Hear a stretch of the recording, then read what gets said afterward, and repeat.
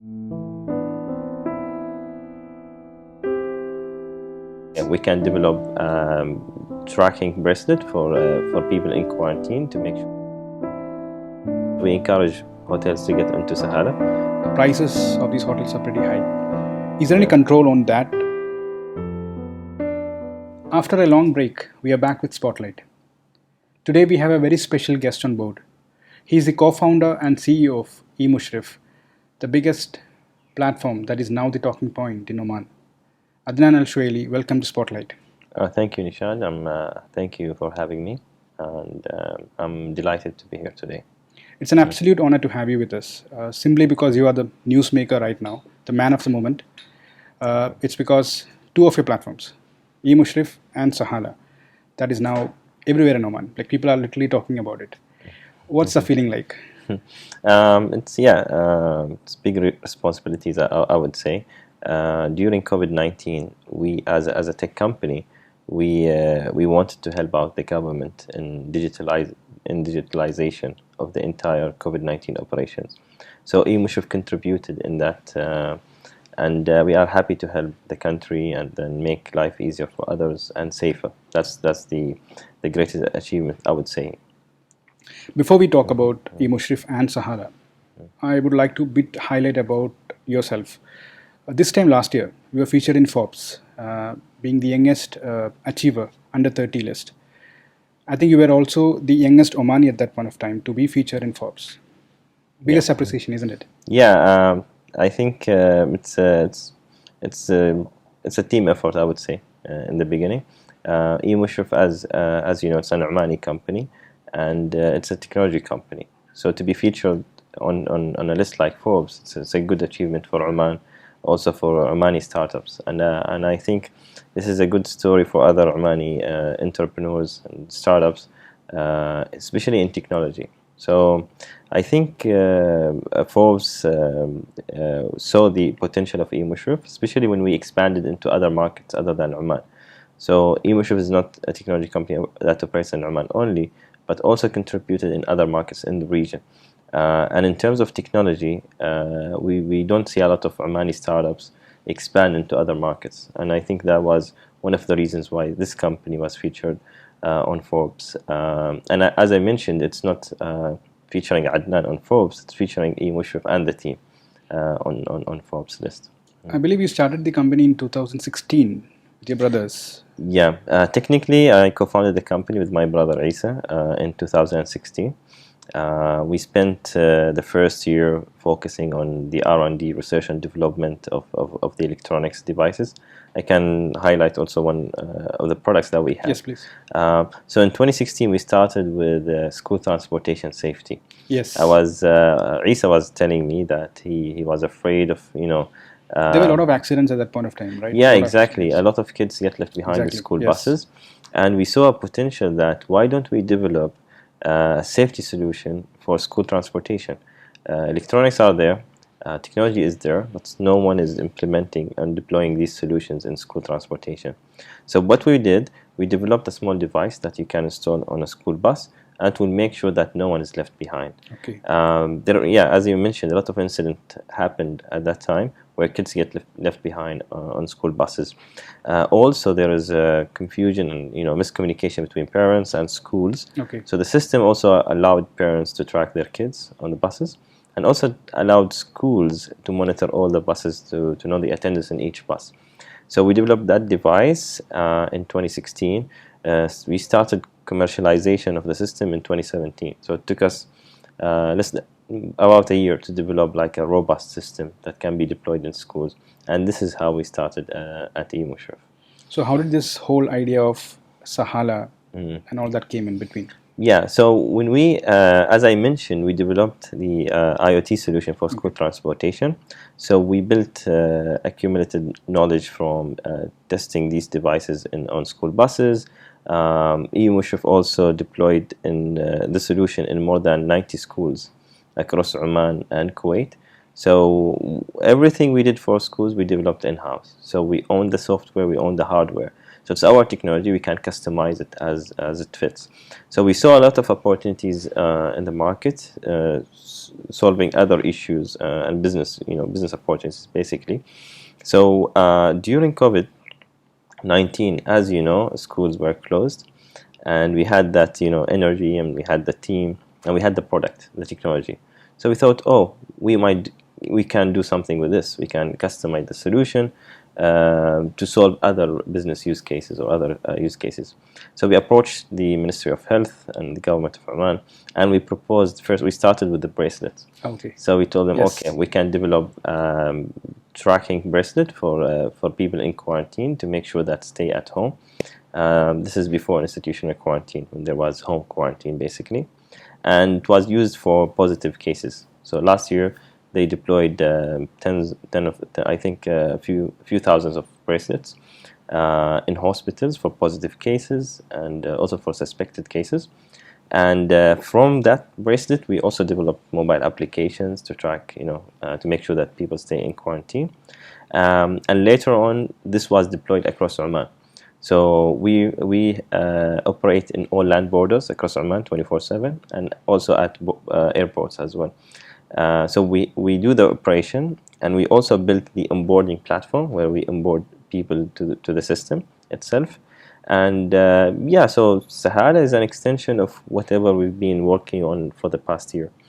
And then when institutional quarantine came, there was nothing. It was all scattered. Yeah, exactly. The hotels and all scattered. People didn't know where to book and what to book. People sometimes get fake bookings. We reported as well. Yeah, exactly. So the government saw potential in this system to grow into institutional quarantine, and we proposed a solution. Since we already deployed IoT devices, and I mentioned the bracelets, we also deployed RASOD devices. Okay. So RASOD is basically a device that also developed by us. Mm-hmm. It's deployed in public places, markets. Okay. If you go today to city center, can you reveal us where it is?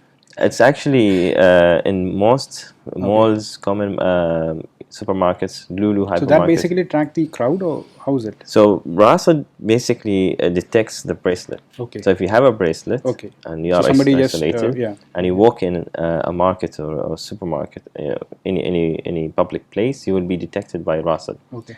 We use the technology named as Crowd GPS. Okay. Crowd GPS also, if you install Tarasud Plus application, you can detect anyone with a bracelet. Okay. So we relied on Crowd to detect violators, basically. So if you have a bracelet, you can be detected by Tarasud Plus application or by RASOD device. Okay. So RASOD device, as I mentioned, if you go today to city center or avenues, any mall, you're gonna see a RASOD device there. Okay. At the entrance, and it will detect the bracelet, will notify our operation team, and our operation team is connected to ROP. Okay. So we report these violators on daily basis. And since we have this infrastructure, the technology developed by our team, we could customize it to develop a platform that connects all people to the isolated institutional quarantine institutions. And then we developed, and this is the story behind Sahala. So Sahala came from as an extension of the entire COVID-19 solution that we developed. So it is more of a case study with what happened last year. So you took that extension to this year. Yeah. So this year, after institutional quarantine was announced, we developed Sahala and was implemented from last week, basically. Just last week. And you're having sleepless nights now because true. You said 4 hotels to 400 now. Yeah, it's a lot of operation. We support hotels, we support travel agencies, travelers, and we have 24/7 support team. So basically, Sahala is a platform that connects travelers to hotels. They can select hotels prior to coming to the Sultanate, and the idea here is to make sure that the booking is legit and it's confirmed, and also to have a better monitoring on the flow of passengers to the country and make sure that they stay in institutional quarantine. So by the way, in each hotel that registered already registered on Sahala, there's RASOD device at the hotel as well. So when a traveler arrives at the hotel, they will be detected automatically and then updated on the system. Okay. So it's an entire technology infrastructure to make sure that people follow an institutional quarantine properly. That's the idea behind Sahala. So far, how many hotels have registered with Sahala? So yeah, we are adding hotels every day. They can register on the platform, and there is certain specifications for hotel and criteria. So not every hotel will be on Sahala. Currently, we are reaching. I think end of today, we will reach 400 hotels across Oman, across Oman, not only in Muscat. Okay. So basically, the criteria. I would mention the criteria. So the hotel has to have health checks. They need to have temperature checks before when the travelers arrive at the hotel. They have to install Russell devices. They have to make sure that they have spare rooms for positive cases. Because sometimes there are. So after the 7-day period, they can kind of move to the. If there's a positive case, then there is a room for positive cases, and also some hotels would provide a second PCR test at the lobby, and they contract or they they bring other health service providers basically to the hotel. Yes, it's not very easy to get on Sahala. We encourage hotels to get onto Sahala, because once you are on Sahala, then you have access to all travelers to the country, to the institutional quarantine system. And we are working closely with the Ministry of Health, with the Ministry of Social Development, with Ministry of Tourism as well, Heritage and Tourism. And we're working with the relief and shelter sector, and ROP, basically, Oman airports as well. So there are a lot of government entities involved in Sahala. It's not only E-Mushrif. E-Mushrif is a technology provider, and we are the operator of this platform, but we are not the regulator. So basically, after the regulations were announced, we deployed the platform, and we are the technology partner with these entities. How long does it take for a hotel to register through Sahara? So initially it was quicker. Now there are a lot of requests. So normally 3 to 5 days. Oh, it takes to get it registered. Yeah, to make sure that all the data are correct, and we make sure that the hotel, they follow the criteria, and the prices are okay. Then they can get into Sahala. You said not all hotels will get the access, but is there any category like 2-star, 3-star, 4-star? Yeah, basically, if they have a license from Ministry of Heritage and Tourism, then yeah, they can. Yeah, of course they can. That's the only prerequisite for hotels. But however, the other criteria, as I mentioned, they have enough rooms. They have all the devices that is required. So this is basically how to get to Sahala platform. Now, from a passenger perspective, they can go to any hotel basically. Yeah. But one of the kind of, I would say, criticism that came from people is that the prices of these hotels are pretty high. Is there any control on that with regards to E-Mushrif? Well, as you know, it's in any market there is supply and demand, and as you know, the number of hotels in Oman are limited. Even though we have many hotels, but they are limited, and we have a lot of passengers coming into the country. So when we started, we didn't have a lot of hotels on the platform. So the prices, and every day we add more hotels. So it depends on the capacity of the rooms or the remaining rooms or available rooms on the platform. If we don't have many available rooms, then the prices might go up. And this is this is business. So we don't have any control on pricing, but I believe the government entities are keeping an eye on this, because we can watch prices. And hopefully by next week we will have a framework for setting a price of any hotel. If at any point when this pandemic vanishes, and we know it will, what are your plans to adapt to the market? Yeah, well, Sahala it took us a lot of time and effort to develop such a platform. We don't only put hotels and allow passengers to book. It's not only a booking system. So there is payment system, there is monitoring system. Once I will take you through the traveler journey. Once you register on Sahala, and then you register your details and you book a hotel, you arrive at the airport. You scan a QR code. You will be tracked, so we know when they arrived at the airport. And then in the airport, you also go to take a PCR test. So you scan a QR code on the receipt that you have on the TRF. Then we track when the PCR sample was collected, and once you get a wristband, you also gonna be you're gonna scan. We're gonna scan the wristband and the TRF, so we know what wristband went to who and when. And also, once you leave the airport, there's a checkpoint where you scan your QR code. Okay. So it's an entire platform that organizes entire operation at the airport with timings. So we know how long you spent at every station, and once you arrive at the hotel, Rasad will detect the bracelet, will update the system. So we have like traveler journey, and once you remove the bracelet as well, or you get a second PCR test, we will know as well.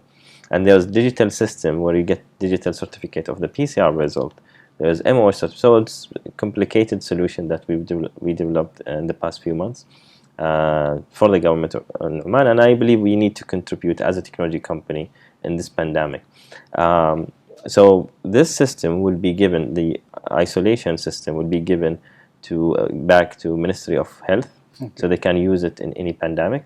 When it comes to Sahala platform, as a booking of institutions and all of that will be given to relief and shelter sector. Okay. In case of any other pandemic, they can use it. So as a company, we feel this is our social responsibility to give it back to the government, and I hope that it can help them in any other pandemics. But as a business, as EMushrif, we are focusing on IoT, basically Internet of Things. And we already started doing wetted system, which is attendance system Okay. for employees Okay. using IoT. Okay. So the idea came actually from buses, where we took attendance of the kids. And how do you do that? So basically, we provide employees, companies basically, with either an app or a small tag. They put it in the employee card, Okay. and the tag is wireless. Once you are in the building, it will be detected. Okay. And if you have, like, let's say a construction company or transporting company, you can track the movement of the workforce if you want. Or they can use an app. So the app basically connects to a device at the organization, and then you log in just with the fingerprint or face recognition. Then your attendance will be taken. So you don't need to stand in a queue and use fingerprint or whatever system or technology that. So that's next from EMushrif. Yes, exactly. So we already started testing and deploying in Kuwait with the Civil Aviation Authority. So we already started the project with them. And yeah, so far so good. They really like the idea of letting employees just walk in and then getting automatic attendance. It will save them a lot of time and effort. It's safer too as well. Yeah, exactly. And for us as EMushrif, we will also be focusing on school transportation, because this is our core business. And whenever schools will get back soon, inshallah, we will be in that business, and we'll have better services as well. So in the past, we used to deal with schools directly, but once schools are back, we will have a B2C service for parents. As a parent, you can just use EMushrif app, ask for a bus for your kids, and a bus will come.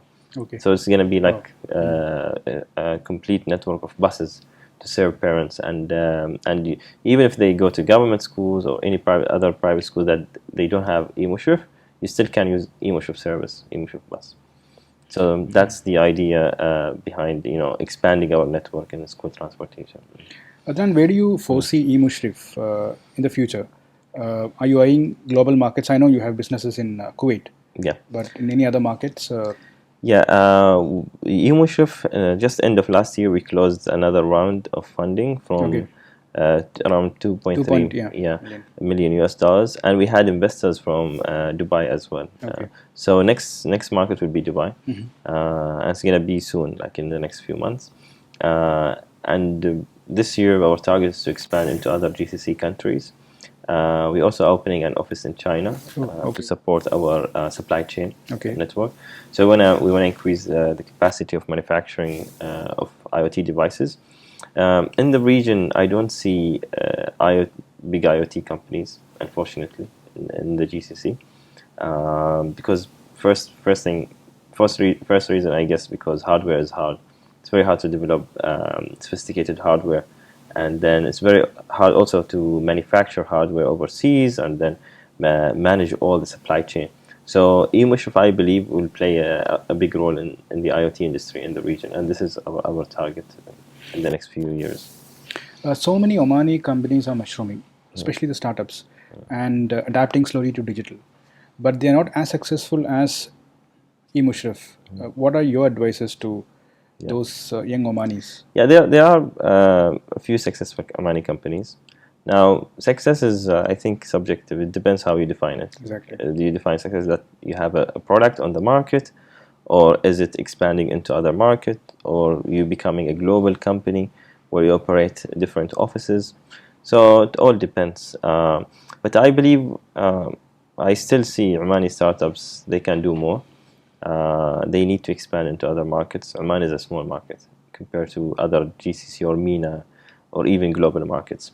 So I believe there are good Omani companies if they are given the right opportunity here And support. To test. It's good when you are a startup.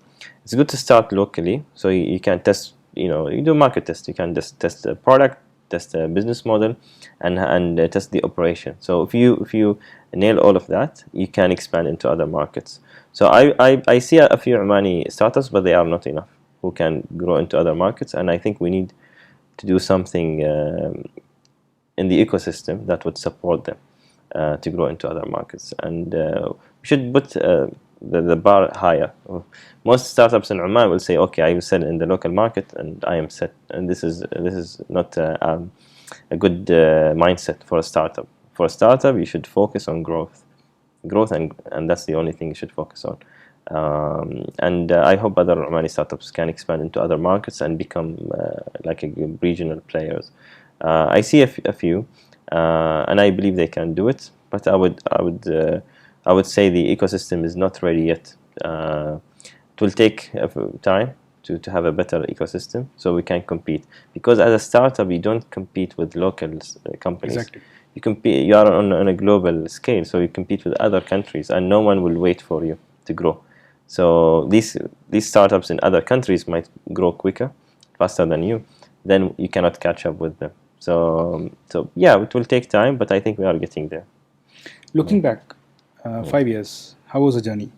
And now that you're playing a bigger role in terms of Oman's fight against COVID, how do you see it? Yeah, I mean, 5 years back, there were less number of startups, basically. Startup ecosystem was forming up. Actually, I think there was no VC funds, like venture capital, that invest in startup. But now we have more VC funds, we have the better culture to support startups. And the journey was tough, I would say. Very tough for especially for IoT. Okay. Because in Oman, if you look at IoT, what is the leading Omani IoT company? So there is no experience that you can learn from. So if you go and ask other founders, they never done mass production in other markets. So it was very challenging. And I always like to share our experience with others, with other entrepreneurs and founders, so they can learn from it. Whatever we've done in 5 years. I don't want every entrepreneur or founder To do the same. Yeah, to go through the same journey, the same challenge and all of that.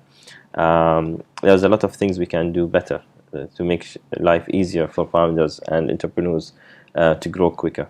So yeah, the journey was really, really tough. Where we at today is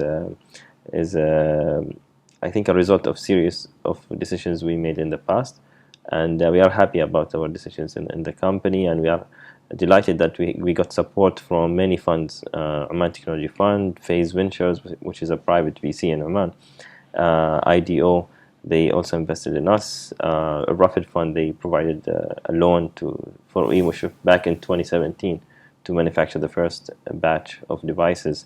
Mirad Holding, which is a private investor, we got investment from Dividend Gate Capital from Bahrain, and DTech from Dubai as well, which is part of government of Dubai. So we are really delighted that we got this support from these regional funds and local funds. But other startups didn't get this, and I think we need more VCs in the region, especially in Oman, more angel investors to support local startups to go to a global scale. So this is, I think, what we need. And looking ahead, 5 years from now, where can we see E-Mushrif? Yeah, I believe E-Mushrif can expand into other markets. We have innovative products. We own our technology. It's a proprietary software and hardware, and that's the beauty when you have your own technology. You can customize it as you wish. Now, during COVID, we did the customization of the infrastructure that we had, and we were able to deliver in no time. So if you get any company and tell them, oh, develop a booking platform for us in a week, that wouldn't be possible. If you don't already have like a solid, robust infrastructure, IT technology infrastructure. So I believe E-Mushrif can expand into other markets and can compete with other companies. I would say on a global scale or regional scale at least in the next few years. And I see it operating in many markets in the region as well. That's the target. Thank you so much, Adnan, for all your information that you've shared about Sahala and E-Mushrif. I'm sure our readers would love to watch this. Thank you so much and wish you all the best. Thank you again. Thank you for having me, and I wish you all the best. And I encourage people to follow all the instructions and by the higher committee. And I want them to stay safe. That's more important. Yeah, that's more important in the pandemic, and to follow the institutional quarantine. And we always look to for feedback to how we can improve the platform itself. Thank you very much again. Thank you so much. Thank you.